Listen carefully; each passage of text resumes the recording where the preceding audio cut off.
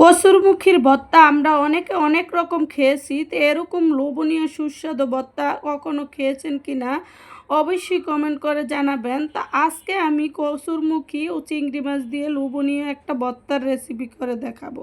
তো তার জন্য কসুরমুখীটি কুচি করে কেটে নিয়ে আসছি, তার সাথে কাঁচামরিচ, ধনিয়া পাতা, রসুন কুচি, পেঁয়াজ কুচি সব কিছু করে নিচ্ছি। এখন আমি প্যানেতে একটু তেল দিয়ে কসুরমুখীটি দিয়ে দিচ্ছি, তার সাথে চিংড়ি মাছগুলো বেছে ভালো করে ধুয়ে দিয়ে দিচ্ছি। আদা সরি পেঁয়াজ, রসুন ও কাঁচামরিচ, সামান্য একটু লবণ দিয়ে ভালোভাবে নেড়ে চেড়ে একদম ভাজা ভাজা করে নিব, যে সুন্দরভাবে হয়ে যায়। তো এই যে ভাজা ভাজা একদম সুন্দরভাবে হয়ে গেছে।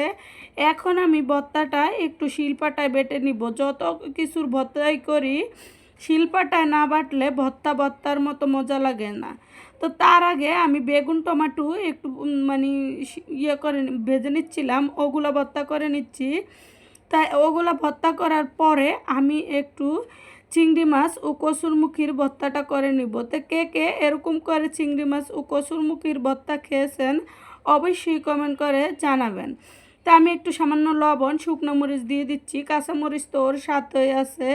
তো ওই যে চিংড়ি মাছ, কসুরমুখী, কাঁচামরিচ, পেঁয়াজ, রসুন ভেজে নিচ্ছি, ওগুলা দিয়ে দিচ্ছি, দিয়ে এখন ভালোভাবে বেটে নিচ্ছি। এখন ধনিয়া পাতা দিয়ে দিব, দিয়ে এই যে ভালোভাবে বেটে এখন মিশিয়ে নিব।